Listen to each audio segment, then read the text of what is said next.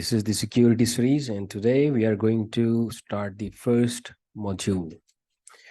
We did understand the shared security model in the previous chapter, but that was kind of introduction, how to approach security in cloud. And today it's all about first module, which is Azure AD, identity.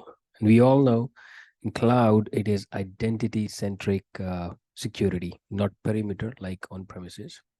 And many cloud-related security breaches start with a compromised user identity. Once an attacker gets a foot in the door using the compromised credential, they can escalate privileges or gather intelligence to move further in the attack chain.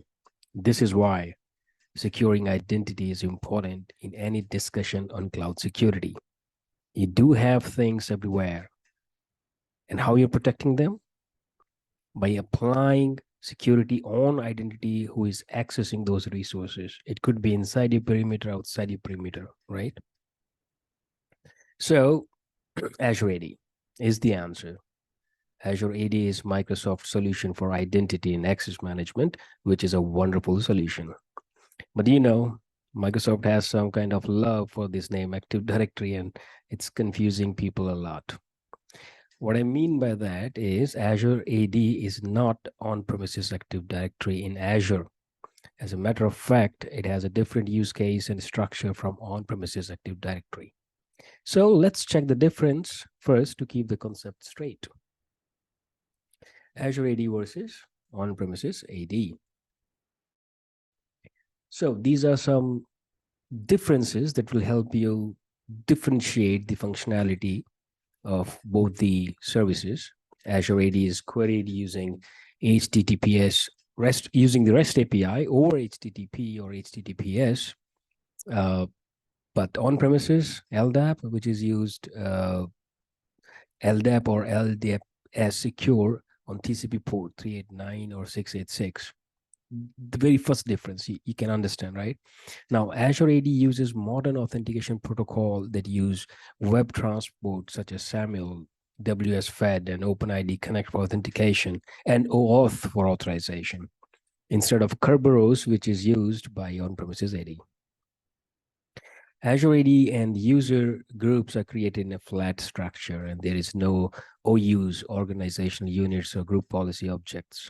However, on-premises AD is all about this. It's an hierarchical structure with OUs and containers. Azure AD includes native federation services. For example, it has native federation built in.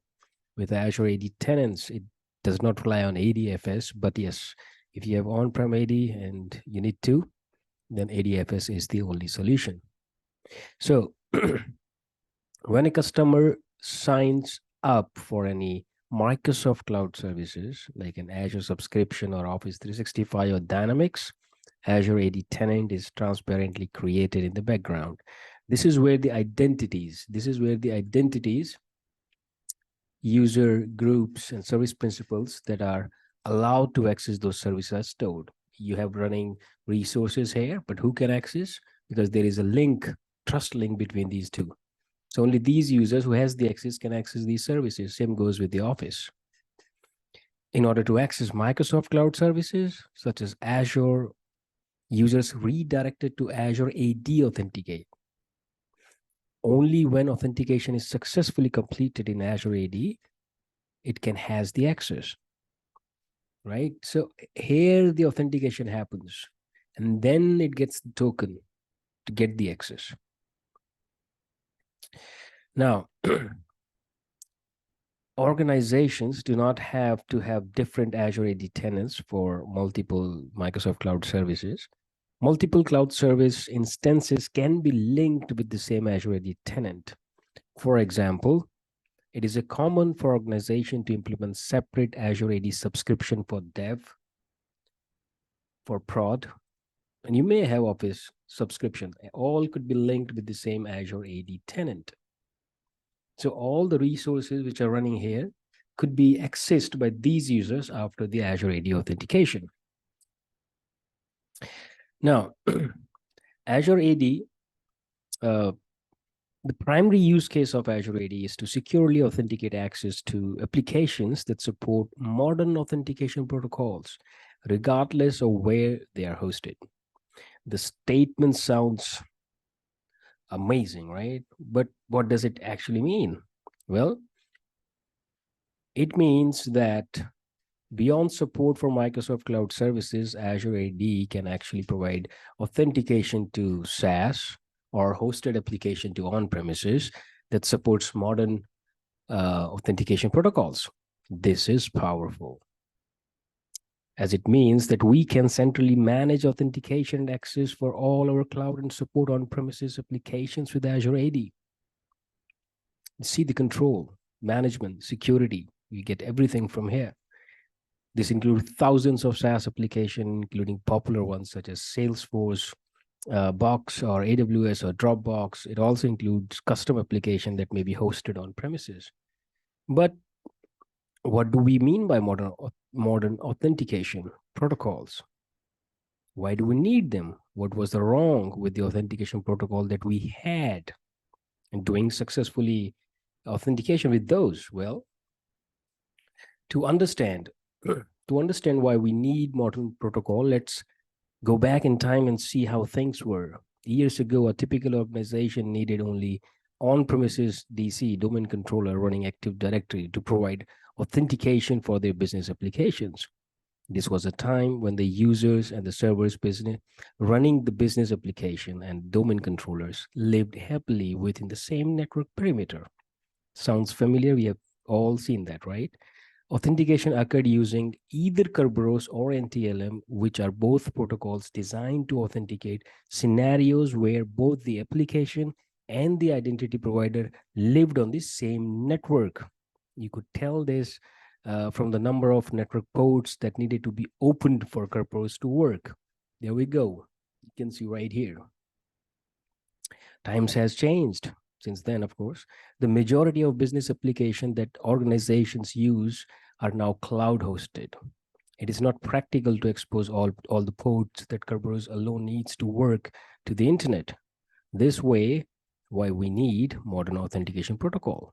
The most common modern auth or authorization protocol or authentication are OpenID Connect, SAML 2.0, or Auth 2.0, which is an authorization framework. All modern authentication protocols have one thing in common.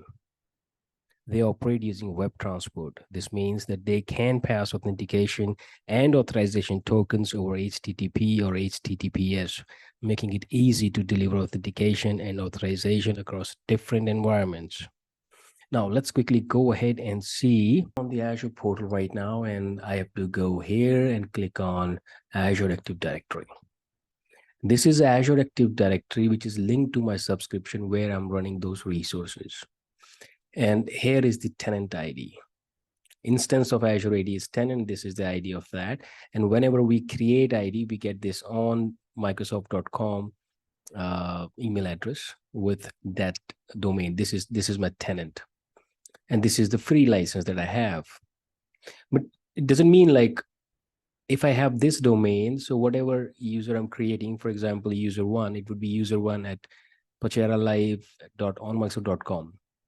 Doesn't sound so interesting, but we can customize our domain. You can click here and you need to prove the identity. This is unverified. It was verified again, but I've lost the ownership.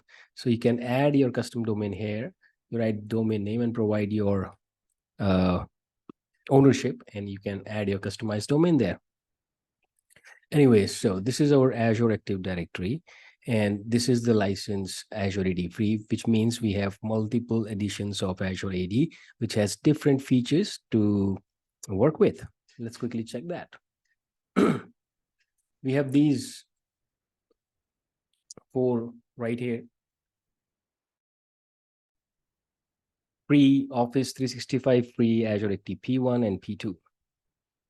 These features of Azure AD that you can use depends on the edition of Azure AD that you have, as I showed you, and your licensing based on pricing. You can see here. Now, these are the features you get with free, and these are the features which is like hard, dark, yes, with the P2. These are with the P1. These are with the Azure AD free. You can have multi-factor as well and SSO. And with the free Office 365, you have little more. You do have user sign-in page, one extra feature. But if we talk about, yeah, only one. Oh, we do have an additional feature here, which is self-service password, which is wonderful. Yeah. And rest seems same. There are two additional feature for Office 365 free subscription, but for P1 and P2, we have multiple amazing features. For example, privileged identity management, identity uh, governance. We have so many features right here. We do have conditional access, right? Access reviews. There are so many great features. We may talk about all those in upcoming videos because those features are highly security driven features. Let's put it this way, right? Yes, entitlement management, privileged identity access management, right? All right, so I hope this is clear. We have multiple editions of the Azure AD. And if we are going with the advanced set of features, then of course we need to pay a little more and we can utilize those services. Well, for now, this is all about our first chapter in this module, and I hope it helped. Thank you for watching.